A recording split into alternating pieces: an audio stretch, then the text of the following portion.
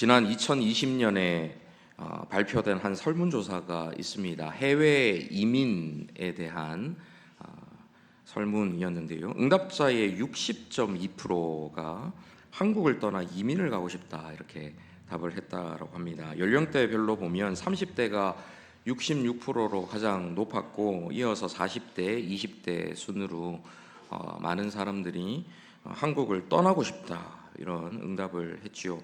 이들이 한국을 떠나고 싶은 가장 큰 이유는 삶의 여유가 없어서라고 답을 했습니다. 그리고 이어서 복지 제도가 잘 갖춰진 나라에서 살고 싶어서, 또 한국에서 상대적인 박탈감을 느꼈기 때문에, 또 자녀 양육 환경 때문에 이런 이유로 한국을 떠나고 싶다라고 응답한 사람들이 많이 있었죠. 사실 저도 한국에서 태어나 자라면서 이전에는 잘 느끼지 못했는데, 해외에서 7년을 살다가 한국에 돌아왔더니 사람들이 왜 저런 이유를 말했는지 어느 정도는 이해가 좀 되었습니다. 제가 오랜만에 한국에 돌아와서 가장 먼저 느낀 것은 이 한국의 사람들이 참 전부 다 화가 나 있구나 이런 것을 느꼈어요. 버스를 타도 기사님이 굉장히 화가 나 있으시고, 상점을 가거나 시장을 가거나 심지어 사우나를 가도 거기에 계신 직원분들이 굉장히 화가 나 있는 것을 보았습니다. 마치 기회만 있으면 언제든 화낼 준비를 하는 사람들처럼 다른 사람에 대해서 경계하는 것이 정말 좀 크게 느껴졌던 게 참 인상 깊었습니다. 한국에서만 살다 보면 저도 못 느꼈겠지만 떠나 있다가 오니까 그런 게 좀 느껴지더라고요. 그래서 제가 웃으면서 이렇게 친절하게 반응을 하면, 시장에서 어느 아주머니께 제가 웃으면서 이렇게 뭔가를 여쭤봤더니 이분이 깜짝 놀라시는 거예요. 내가 아는 사람인가? 왜 웃지? 막 이런 표정으로, 뭐지 이 사람? 이런 표정으로 저를 이렇게 보시는 거예요. 그래서 제가 이제 질문을 드리고 이런 게 그냥 일반적인 내용이니까 이분이 그제서야 안심하시고 같이 웃으시면서 이렇게 반응을 해주시더라고요. 그런데 참 기본적으로 다 화가 나 있으시고 참 이렇게 웃으면서 대하는 게 참 쉽지 않은 그런 모습들을 많이 보았습니다. 왜 그런가 봤더니 전부 너무 바쁘고 여유가 없기 때문 아닌가 하는 생각을 했어요. 늘 긴장하고 경계하고 그 스트레스가 화로 표출되는 것 같이 보였습니다. 그리고 그런 사회에서 살다 보니까 어느새 저 역시도 같은 모습으로 점점 변해가는 것을 느낍니다. 여유가 조금씩 없어지고 저 역시도 초록색 괴물로 언젠가 바뀔 것처럼 화를 품고 사는, 여기서 초록색 괴물 헐크 영화에서 나오는 그런 걸로 이렇게 바뀔 것처럼 화를 품고 사는 제 모습을 종종 발견하게 됩니다. 아무튼 이런저런 이유로 많은 사람들이 다른 나라로 이민을 가고 싶어 합니다. 설문에서 해외 이민을 고려하는 이유로, 한국을 떠나고 싶은 이유는 앞서 말씀드린 거고, 해외로 가고 싶다라는 이유는 무엇인가 물어보니까 행복하고 싶어서, 이런 답을 많이 했다라고 하죠. 특히 20대에서 이 행복하고 싶어서 떠나고 싶다라고 이야기하는 비율이 압도적으로 높았는데요. 대학 졸업을 앞두고 있거나 취업을 준비하고 있는 이 취준생들이 얼마나 지금 그 현실에서 어려운 상황을 맞닥뜨리고 있는지, 자신이 처해 있는 그 상황이 얼마나 불행하다고 느끼는지를 보여주는 그런 대목이었던 것 같습니다. 그런데 해외로 이민을 가면 정말 행복할까요? 다른 나라는 정말 한국보다 살기가 정말 좋은 완전한 나라일까요? 전 세계 사람들이 이민하고 싶다라고 생각하는 이민 희망구 그때 조금씩 다르긴 하지만 자주 1위로 등장하는 나라가 캐나다인데요. 저는 그 1위라는 캐나다에서도 잠깐 살아봤습니다. 그리고 3위가 서유럽 국가, 프랑스, 독일. 저는 이제 서유럽 국가 중에 하나인 벨기에에서도 살아봤는데, 물론 분명 그 나라들의 한국보다 월등하게 좋은 부분들이 많이 있기는 있습니다. 확실히 다른 부분이 있어요. 하지만 그렇다고 해서 그 나라들이 완벽하다라고 절대 할 수가 없습니다. 특히 민족적, 언어적 장벽이 높고 두텁기 때문에 아무리 외부적인 조건이 좋다고 하더라도 그 나라 자체들이 뭐 좋은 면이 있다고 하더라도 우리가 그 나라로 가서 외국인 신분으로 그 장벽들을 극복하는 과정 자체가 그토록 꿈꾸던 삶의 여유라든지 행복을 누릴 수 있는 과정이 아닌 경우가 참 많이 있죠. 그래서 해외로 이민을 떠났다가 그 외로움에, 그 어려움에, 그 고난의 삶에 또 못 견뎌서 다시 돌아오는 경우들도 참 많이 있습니다. 그렇기 때문에 해외 이민이라고 우리에게 확실한 답을 주지 못합니다. 중요한 것은 어디서 사느냐라는 것보다 누구와 함께 무엇을 하면서 어떻게 사느냐가 더 중요하기 때문이죠. 그런 의미에서 예수님께서 가르쳐 주신 기도 중에 당신으로 시작하는 두 번째 청원, 첫 번째 청원은 지난주에 보셨던 당신의 이름이 거룩히 여김을 받으시오며, 그 두 번째 청원은 오늘 본문인데요, 당신의 나라가 임하시오며 라는 이 기도가 우리에게 정말로 중요하다라는 것을 알 수가 있습니다. 지상의 어떤 나라도 하나님의 나라보다 좋은 나라는 있을 수가 없기 때문이지요. 자, 그러면 먼저 나라가 임하시오며에서 이 나라가 무엇인지 한번 생각해 보도록 하겠습니다. 한글 성경에는 굉장히 중요한 의미가 담겨 있는 이 당신의라는 문구가 생략이 되어 있는데요, 여기서 나라는 당신의 나라, 곧 하나님의 나라를 가리키는 것입니다.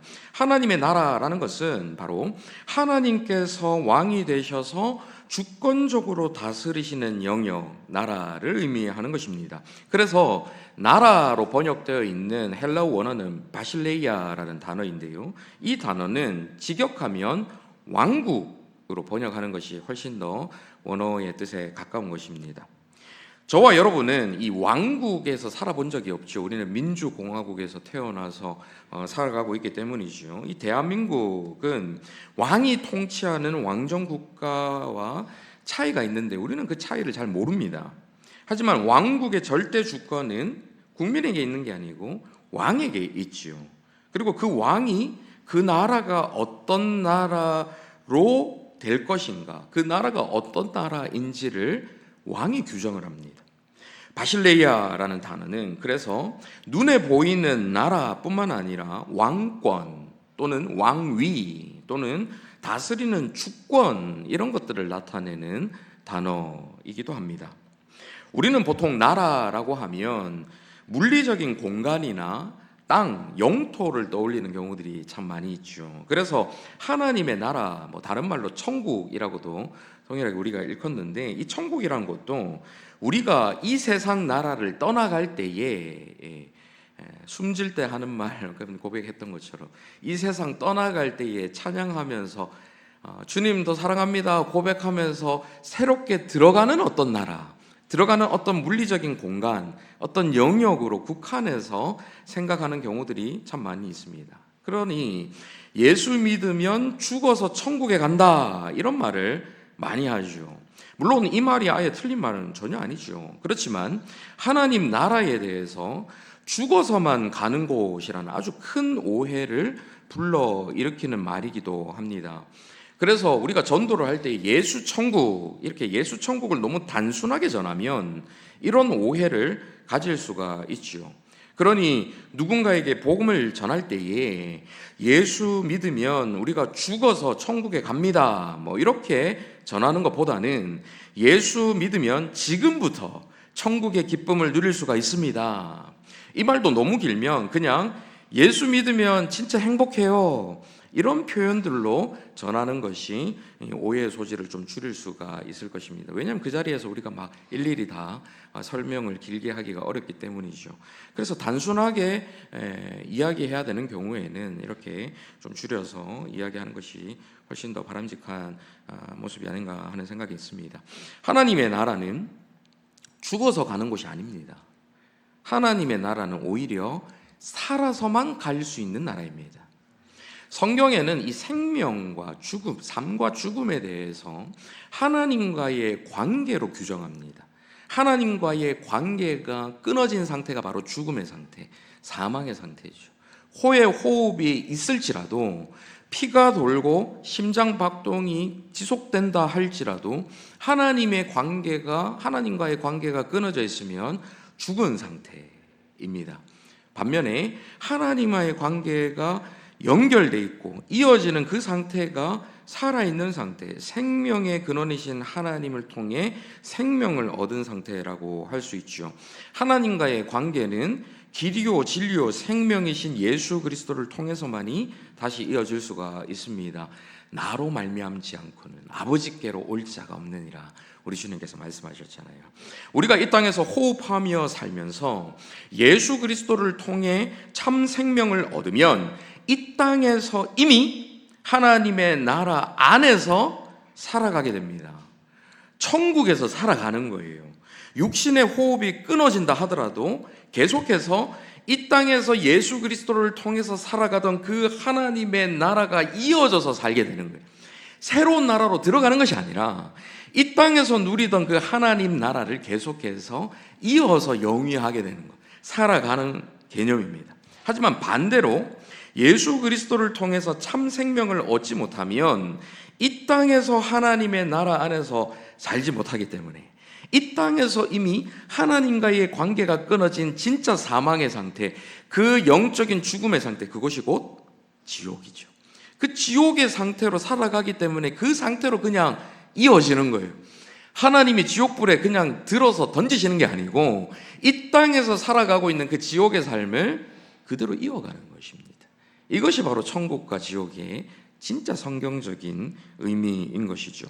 하나님의 나라라는 것은 성경의 가장 중요한 핵심 주제 중에 하나입니다.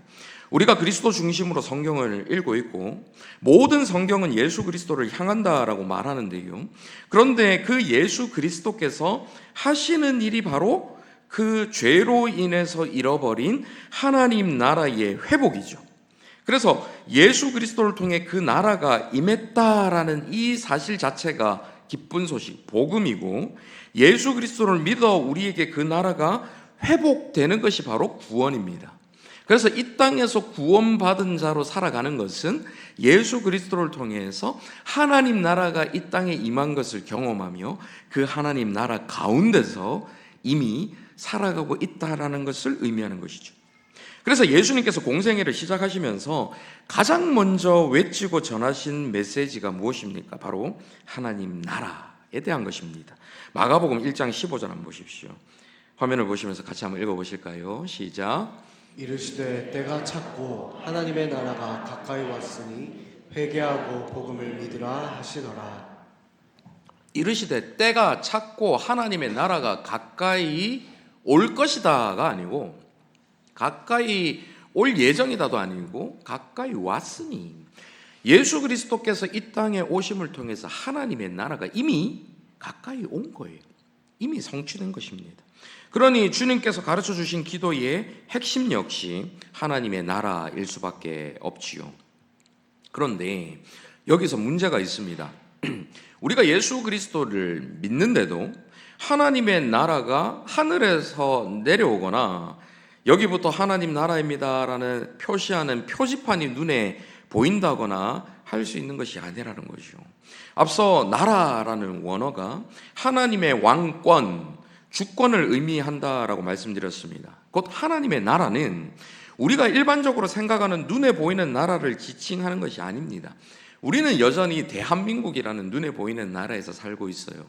예수 그리스도를 믿지만 하나님 나라에 별도로 옮겨져서 살지는 않습니다. 그런데 어떻게 우리가 이미 하나님의 나라 가운데 살아가고 있는가? 이 하나님의 나라라는 개념 자체가 눈에 보이는 나라가 아니라 하나님의 통치의 방점이 찍혀서 그걸 중점적으로 왕이신 하나님의 통치가 이루어지는 곳을 의미한다는 것을 알 수가 있습니다. 누가복음 17장 20절 21절 같이 한번 읽어보실까요? 시작. 바리새인들이 하나님의 나라가 어느 때에 임하는가 묻거늘 예수께서 대답하여 이르시되 하나님의 나라는 볼 수 있게 임하는 것이 아니요 또 여기 있다 저기 있다고도 못하리니 하나님의 나라는 너희 안에 있느니라. 하나님의 나라는 볼 수 있게 임하는 것이 아니요 또 여기 있다 저기 있다고도 못하리니 하나님 나라가 어디 있다고요? 너희 안에 있느니라. 예수님께서는 하나님 나라가 이미 우리 안에 지금 이 말씀을 듣고 있는 그 사람들 안에 이미 임했다. 그 안에 있다라고 말씀하시죠. 마태복음 12장 28절도 한번 보십시오. 그러나 내가 하나님의 성령을 힘입어 귀신을 쫓아내는 것이면 하나님의 나라가 이미 너희에게 임하였느니라. 그 당시에 이미 하나님의 나라가 임했다라고 말씀을 하십니다. 하나님의 성령으로 예수님께서 이 땅의 공중권세 잡은 자, 사탄, 마귀, 귀신, 그 귀신을 쫓아내신 것으로 하나님의 나라가 이미 너희 가운데 임했다라고 말씀하시는 것이죠. 그것은 하나님의 주권이 그 모든 세상 권세를 무너뜨리고 하나님의 통치가 이루어지는 나라로 바꾸셨다라는 것을 의미하는 것입니다. 그러니 하나님의 나라가 임한다라는 것은 그동안 세상을 왕 삼고 살았던, 죄악을 왕으로 삼고 나 자신의 이기적인 탐욕과 정욕, 더러운 죄성을 왕 삼았던 나의 나라가 무너지고 세상의 나라가 무너지고 진정한 왕이신 하나님의 통치를 받으며 살아가는 것을 의미하는 것이죠. 예수 그리스도께서 이 땅에 오시기 전에, 그리고 우리가 예수 그리스도를 우리의 왕으로 삼고 그분을 믿기 전에는 우리가 하나님을 왕으로 삼고 살아가고 싶어도 그렇게 살 수가 없었어요. 그런 능력이 우리 가운데 없었습니다. 우리는 우리 자신을 철저하게 왕으로 삼거나 그마저도 못하면 사탄 마귀를, 세상을 왕으로 삼고 살아갔던 존재들이죠. 하나님을 왕으로 삼고 하나님 나라에 살고 싶어도 그렇게 살 수 있는 능력 자체가 없었어요. 그런데 예수 그리스도를 통해서 그분을 믿음으로 우리는 하나님의 통치 아래에서 살아가는, 하나님의 다스리심을 따라 살아갈 수 있는 존재가 된 것입니다. 바로 하나님 나라 가운데 살 수 있게 된 것이죠. 예수 그리스도를 진정으로 믿고 회심을 하면 우리는 주님 뜻대로 살기로 했네, 이렇게 찬양으로 고백을 합니다. 더 이상 내 뜻이 아니라 주님의 뜻대로 살기를 원하게 되고 또 그렇게 살아가기 시작하지요. 그러니 우리가 눈에 보이는 어느 나라에서 살든 간에 하나님을 왕으로 모시고 그분의 통치를 받으며 살아가는 바로 그곳이 캐나다든 서유럽이든 아니면 헬조선이라고 폄하하는 대한민국까지도 헬조선이 아니라 헤븐조선, 하나님의 나라가 되는 것입니다. 자, 그러면 이러한 하나님의 나라는 어떤 곳일까요? 앞서 하나님의 나라는 왕국이기 때문에 그 절대 주권자이신, 통치자이신 왕에 의해서 그 나라가 어떤 나라인지가 규정되는 그런 나라다라는 말씀을 드렸지요. 그렇다면 하나님 나라를 다스리시는 왕은 어떤 분이실까요? 요한일서 4장 16절 같이 읽습니다. 시작. 하나님이 우리를 사랑하시는 사랑을 우리가 알고 믿었노니 하나님은 사랑이시라. 사랑 안에 거하는 자는 하나님 안에 거하고 하나님도 그의 안에 거하시느니라. 하나님 나라의 왕이신 하나님은 사랑이시다라고 나오죠. 왕이, 하나님이 완전한 사랑 그 자체이시기 때문에 그 사랑이신 왕이 다스리시는 하나님의 나라는 바로 사랑의 나라인 것입니다. 제가 종종 인용하는 18세기 신학자 누군지 아시나요? 네, 조나단 에드워즈라는 신학자죠. 조나단 에드워즈는 천국은 사랑의 나라입니다 라는 제목의 아주 유명한 설교를 했습니다. 그는 그 설교에서 천국, 하나님의 나라에 대해 설명하면서 이 천국에는 완벽하게 사랑스러운 대상들만이 존재하기 때문에 그 나라는 거룩하고 신적이고 완전한 사랑으로만 가득한 곳이다 라고 그 나라를 묘사하고 있습니다. 우리가 이 땅에서 괴로운 이유가 무엇입니까? 사랑스러워야 할 대상이 사랑스럽지 않아서 괴롭지 않습니까? 가까이에서 가장 사랑스러워야 할 남편이 남의 편만 맨날 들고 평생 왼수로 살아가니까 괴로운 거예요. 자식들도 내 인생의 꿈과 자유를 빼앗는 때때로 괴물들로 보일 때가 가끔 있으니까 괴로운 것입니다. 물론 이 정도야 가족이니까 어떻게든 극복할 수 있다라고 치더라도요, 직장에서 일터에서 만나는 그분은 어떻습니까? 네. 여러분이 웃으면서 사랑합니다 고객님 하며 응대하는 그 진상들은 또 어떻습니까? 우리가 생계 때문에 직장을 때려칠 수 없으니 억지로 참아주고 웃어주고 하지만 정말 어두운 길에서 한 번만 걸려라 하면서 그런 생각이 종종 드는 때가 있지요. 이 땅에서 하나님 나라를 경험하기에는 괴로운 존재들이 너무 많아요. 사랑스럽지 않은 존재들이 너무 많습니다. 심지어는 하나님 나라를 보여주어야 할 교회 안에서조차도 세상과 차이가 크게 없는 경우들을 한 번씩 발견합니다. 우리 교회는 모두 사랑스러운 사람들만 모여 있지요. 네, 반응이 왜 이러십니까? 지금 옆에 계신 분들 한번 보십시오. 야, 이렇게 아름다운 분이 우리 교회에 계시다니 이런 생각이 드십니까? 아니면 어이구 저 사람 때문에 우리 교회는 하나님이 나라고 뭐고 그렇게 되긴 글렀다 이런 생각이 드십니까? 완전한 하나님의 통치만이 존재하는 사랑의 나라, 이 나라에는 의그하는 그 진상도 완전해집니다. 자기도 별반 차이가 없으면서 맨날 남을 정죄하고 그런 미숙함을 가지고 있는 저와 여러분도 완전히 사랑스러워지기 때문에 진상이 존재하지 않습니다. 아무런 시기도 질투도 미움도 갈등도 존재하지 않는 곳이 하나님의 통치가 완전하게 이루어지는 하나님의 나라인 것이죠. 얼마나 좋은 곳입니까? 우리가 이 땅에서 관계 문제로 또 여러 가지 결핍의 문제로 고생하면 할수록 이 땅의 삶이 힘들면 힘들수록 우리는 이런 완전한 사랑의 나라, 행복의 나라를 더욱 꿈꾸게 되고 갈망하게 되는 것이죠. 여기까지 들으시고 여러분들이 아마 의문이 드실 거예요. 아까 분명히 하나님의 나라가 이미 이 땅에 임했다라고 이야기했는데 죽고 난 이후에 가는 어떤 것이 아니라 예수 그리스도를 믿으면 지금 우리 가운데 이미 임한 나라라고 했는데 왜 지금 내가 살고 있는 이 현실은 그런 완전한 사랑의 나라하고는 거리가 먼 것인가? 그 사랑의 나라를 왜 경험하지 못하는가? 왜 나의 세상은 여전히 이렇게 어지럽고 괴롭고 고통스러운가 하는 생각이 여러분들 아마 자연스럽게 들 것입니다. 이 부분에 대해서 가장 명쾌한 설명을 한 사람이 스위스 출신 신학자 오스카 쿨만이라는 사람이 있는데요. 그는 그리스도와 시간이라는 책에서 여러분 한 번쯤 들어보셨을 이미와 아직 아니라는 신학적 개념을 설명을 합니다. 이것을 그는 2차 세계대전에서 전쟁의 승패를 갈랐던 노르망디 상륙작전을 예로 들면서 설명을 하는데요. 굉장히 이해하기 쉬운 예이니까 여러분 잘 한번 들어보십시오.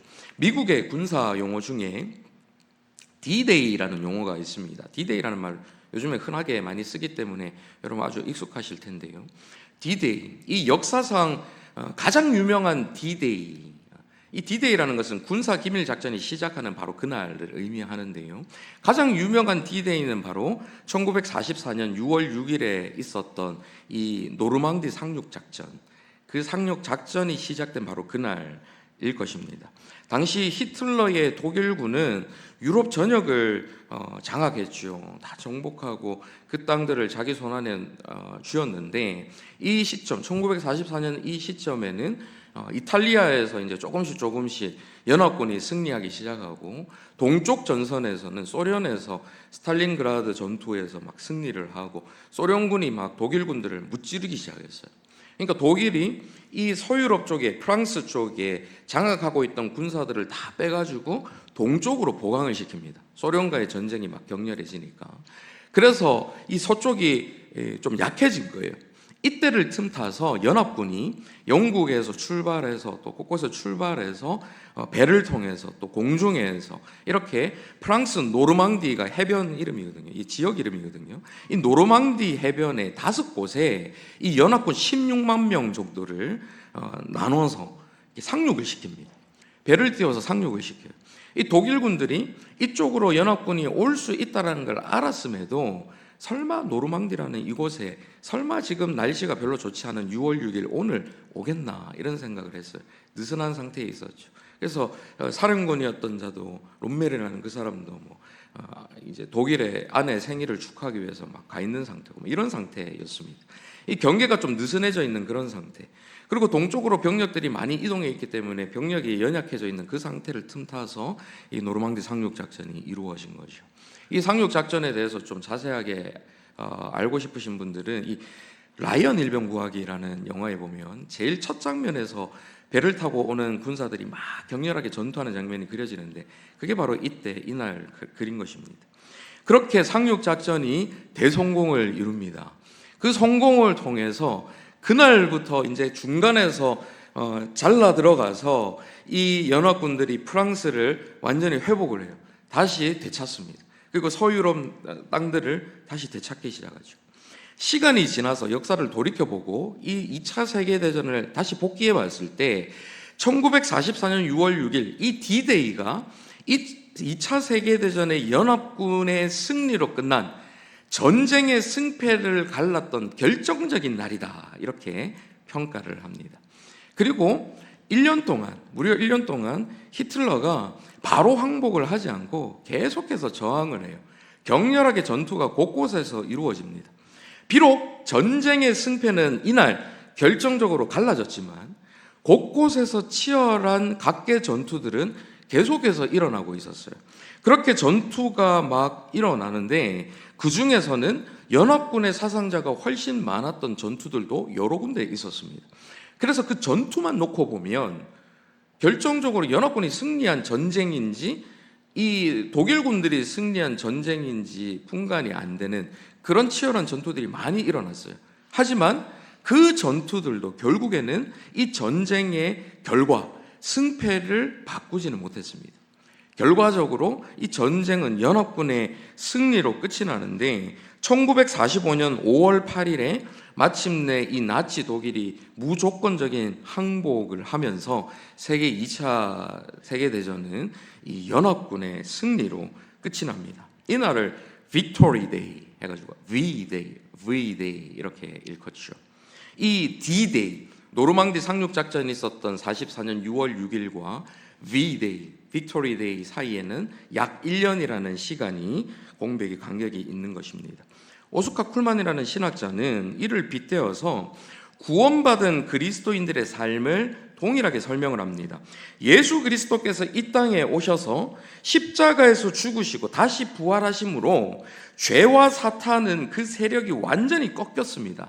말하자면 그 D-Day에 전쟁의 최후 승패는 완전히 결정이 된 거예요.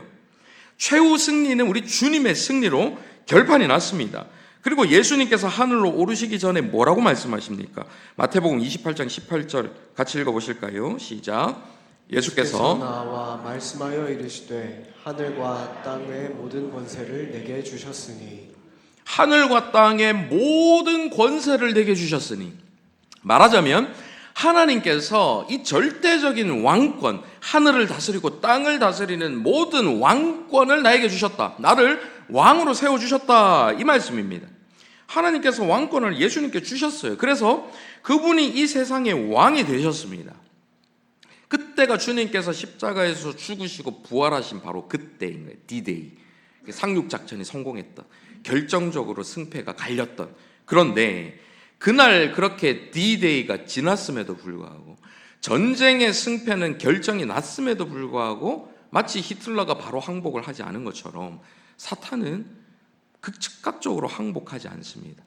세상 사람들은 그 사탄의 지배 아래에 있었던 세상 사람들은 죄악된 사람들은 왕이 바뀌었음에도 불구하고 그 왕의 통치에 즉각적으로 따르질 않아요. 사탄을 따르던 그 사탄의 통치 아래에서 계속해서 머물면서 저항합니다. 전쟁이 완전히 끝나는 V-Day, 예수님께서 이 땅에 다시 오시는 그 재림의 날, 그날이 오기 전까지 곳곳에서 치열한 전투가 이어지는 거예요. 그래서 상륙작전 이후에 독일군들이 더 우세하고 승리했던 전투들이 곳곳에 있었던 것처럼 이 땅에서 예수 그리스도를 믿고 이미 전쟁의 승리는 보장받은 우리이지만 이 땅에서 사탄 마귀와 치열한 전투를 치르는 그 순간순간에는 때로 우리가 그 사탄 마귀에 넘어질 때도 있고 마치 패배한 것처럼 보일 때도 있다라는 거죠. 그래서 예수 그리스도께서 왕이 되셔서 다스리기 시작한 하나님의 나라가 이미 우리에게 임하기 시작했지만 아직 완전한 승리의 날, 하나님의 나라가 완전히 완성되는 Victory Day, V-Day는 아직 임하지 않은 것입니다. 그러니 이 세상은 아직 완전한 사랑의 나라가 아니고 우리의 현실은 여전히 치열한 전투 속에 고통과 고난을 경험할 수밖에 없는 것이죠. 그럼에도 이전과는 완전히 다른 것은 비록 우리가 일상의 전투에서 때로는 넘어지고 때로는 패배한 것처럼 보이고 사랑보다는 분노와 미움과 다툼이 우리 가운데 더욱 가까이 있는 것처럼 보이는 현실에서 살아간다 할지라도 그런 우리의 연약함이나 넘어짐이 전쟁의 승패에 영향을 끼치지 못한다는 사실입니다. 이것이 복음이에요, 여러분. 이미 노르망디 상륙 작전에서 승리가 보장되었기 때문에 나중에 돌이켜보고 나면요, 복귀해보면 그 당시에는 모를 수 있죠. 그때는 전투에서 또 우세하는 때가 열세하는 때가 있으니까 이래서 정쟁에서 지는 거 아닌가 이런 생각을 할 수도 있겠죠. 그렇지만 역사를 되짚어서 보면 그날이 결정적으로 승리가 이미 확정되었고 그 위에 어떤 치열한 전투에서도 전쟁의 승패가 달라지지 않았던 것처럼 비록 우리가 때로는 패배하는 것처럼 보이고 이 세상은 여전히 악이 득세하고 악이 통치하는 세상처럼 보인다 할지라도 최후 승리의 그 승패는 달라지지 않는다. 우리 주님께서 이미 이룩하신 그 최후 승리는 여전히 우리 가운데 있어서 우리가 순간순간마다 치열한 전투를 치를 때에 우리의 왕 되신 주님께서 우리와 함께 하신다는 것입니다. 이미 최후 승리를 얻으신 우리의 왕 예수 그리스도께서 볼지어다 내가 세상 끝날까지 너희와 항상 함께 있으리라 하신 그 약속을 지금도 신실하게 지키시며 일상의 전투 속에서 우리가 승리할 수 있는 힘을 부어주신다는 것이죠. 자, 이제 나라가 임하시오며 라는 기도를 우리가 왜 반복해서 계속해서 해야 하는지 여러분 감이 좀 오십니까?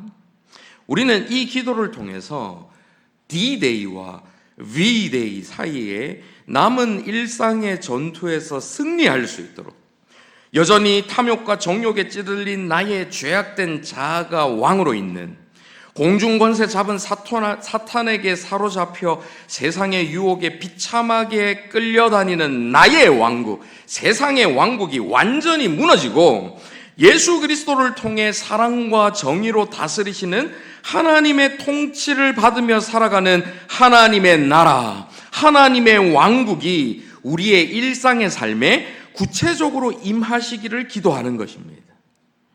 이 땅에서 고통스럽고 이 땅에서 힘들고 이 땅에서 이민을 떠나고 싶을 정도로 괴로운 삶을 살면 살수록 우리는 더욱 이 기도를 간절히 할 수밖에 없고 이 기도가 우리에게 그 고통 속에서 유일한 실제적인 소망을 가져다주는 그런 기도인 것이죠.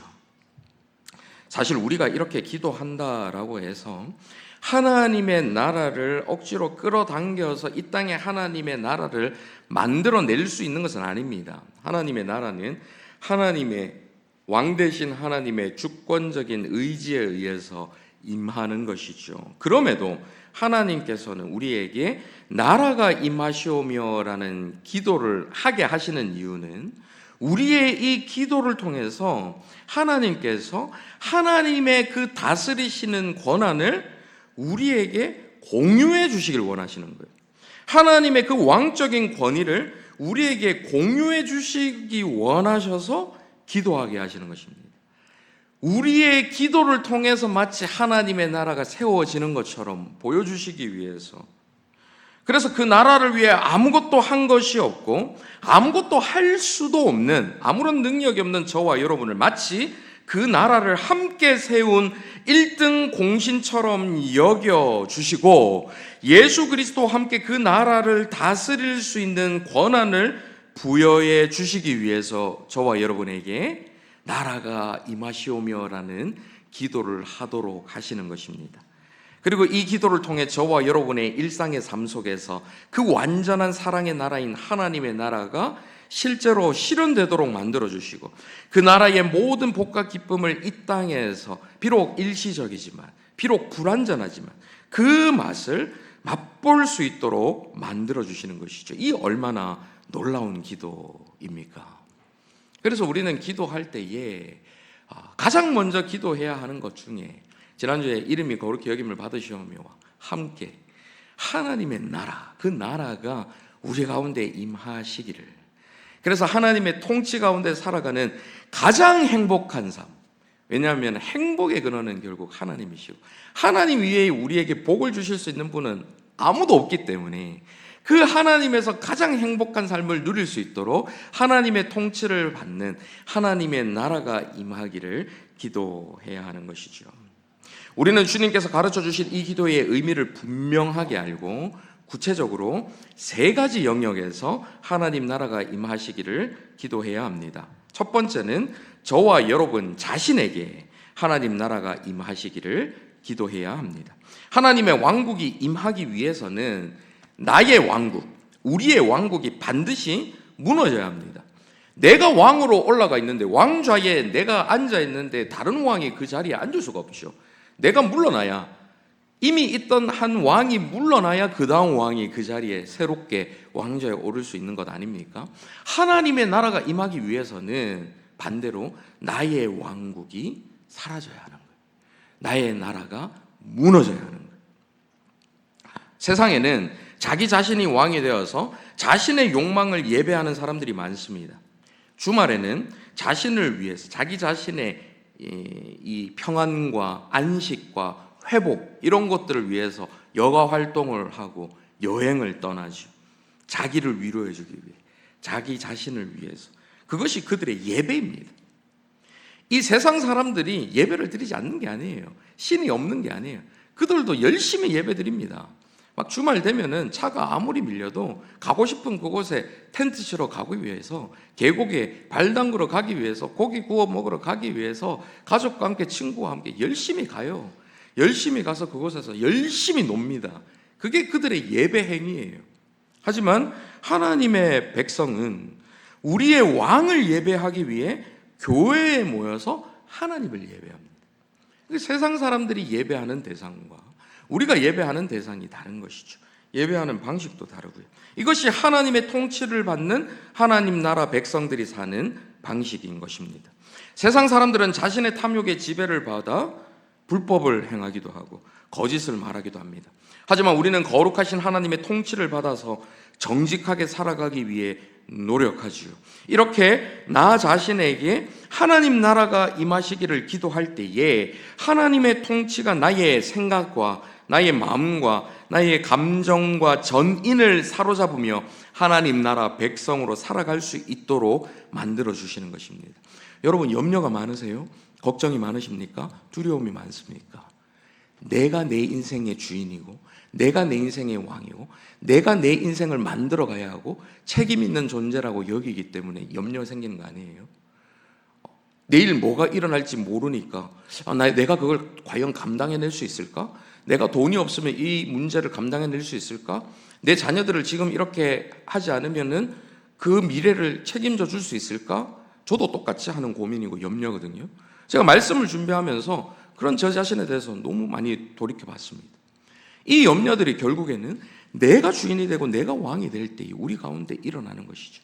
근데 하나님의 다스리심을 받는 사람은 전능하신 하나님의 다스림 속에 내 인생이 내 맡겨져 있기 때문에 이런 염려들이 사라질 수 있는 거예요. 그러니 염려가 많으신 분, 두려움이 많으신 분, 걱정거리가 많으신 분, 고통 속에 사시는 분일수록 어떤 기도를 하셔야 하는가? 하나님, 이 염려를 물리치게 해주세요. 하나님, 돈을 더 많이 벌게 해주세요. 이 건강의 문제가 해결되게 해주세요가 아니라 나라가 임하시오며 하나님의 나라가 임하기를 원합니다. 이 기도를 우선적으로 해야 된다는 것입니다. 근본적인 문제 해결을 주시는 기도이기 때문이죠. 두 번째로 우리는 우리 교회에 하나님 나라가 임하시길 기도해야 합니다. 세상 사람들은 우리를 통해, 그리고 우리 교회를 통해 보이지 않는 하나님 나라를 보고 그들은 세상에서 경험하지 못했던 그 사랑의 나라를 경험할 수 있어야 합니다. 교회 안에서 서로를 바라보며 한없이 사랑스럽게 여기는 사랑의 나라가 실현되어야 하는데, 미움과 다툼과 시기와 질투가 교회 안에도 똑같이 있다면 그것은 여전히 세상의 통치권이 교회 안으로 들어와서 작용하는 세상 왕국과 다를 바가 없는 것이죠. 다른 사람들을 세워주고 격려하고 칭찬하고 생명을 부여하는 복된 말과 행동들이 이루어져야 하는 교회 안에서 비방하고 깎아내리고 미움을 더욱 조장하는 원망과 불평으로 서로를 대한다면 하나님의 나라가 우리 교회 안에 임하기를 더욱 간절히 기도해야 할 것입니다. 그래서 우리 서울제일교회가 정말 하나님의 나라가 임해서 사랑의 나라가 어떤 곳인지를 보여주는 교회가 되기를 간절히 바랍니다. 마지막 세 번째는 우리의 모든 삶의 영역에서 하나님의 나라가 임하시기를 기도해야 하는 것이죠. 가정에서, 학교에서, 직장에서, 눈에 보이는 나라, 이 대한민국에서 하나님의 나라가 임하시기를 기도해야 하는 것입니다. 그래서 힘겨운 삶의 현실에 아무런 소망도 품지 못하는 이들에게 하나님 나라의 그 참 소망을 심어줄 수 있어야 하는 것이죠. 마치 우리 주님께서 이 땅에 오셔서 사람들에게 전하셨던 복음처럼요. 세상의 왕은 굴림하고 해를 입히고 생명을 빼앗는 왕이라면 하나님 나라를 다스리시는 우리의 왕은 우리를 섬기기 위해 이 땅에 오셔서 우리를 대신해서 해를 당신이 다 받으시고 결국 우리에게 생명을 주시는 선한 왕이십니다. 학생들은 조별과제에서 어떤 조장을 만나느냐 굉장히 중요하죠. 학교에서, 반에서 어떤 선생님을 만나느냐, 직장에서 여러분들은 어느 상사를 만나느냐, 나아가서 나라에서 어떤 대통령 지도자를 만나느냐 굉장히 큰 영향을 끼칩니다. 하물며 우리의 소중한 인생을 책임지는, 우리 인생을 다스리시는 지도자, 왕이 어떤 분이시냐 얼마나 중요한지 모릅니다. 우리의 소중한 인생을 편협하고 무지하고 두려움 많은 내가 다스리는 것이 아니라 나 자신보다도 나를 더 잘 아시고 나 자신보다도 나를 더 사랑하시는 선하신 왕이 다스리신다면 그 얼마나 복된 일이겠습니까? 그분께 우리의 인생을 맡긴다면 그 얼마나 안심이 되고 평안한 일이겠습니까? 여러분 한번 생각해 보시기를 바랍니다. 이제 말씀을 맺겠습니다. 주님께서 가르쳐 주신 이 주기도는 이미 임한 하나님 나라의 기초에서 아직 완성되어 가는 중인 이 하나님의 나라를 지향하는 기도입니다. 예수 그리스도를 통해 이미 우리에게 임한 하나님의 나라의 기쁨을 마음껏 누릴 수 있도록, 그리고 그 하나님 나라가 우리 자신에게, 우리 교회에, 우리 삶의 모든 영역 가운데 온전히 임하기를 간절히 간구하는 저와 여러분 되시길 바랍니다. 이 땅에서의 삶이 힘들고 고달플수록 완전한 하나님의 나라를 소망하고 갈망하며 세상에서 얻을 수 없는 하나님의 나라의 참된 평강으로 승리의 삶을 살아가는 저와 여러분 다 되시기를 간절히 바랍니다. 아멘.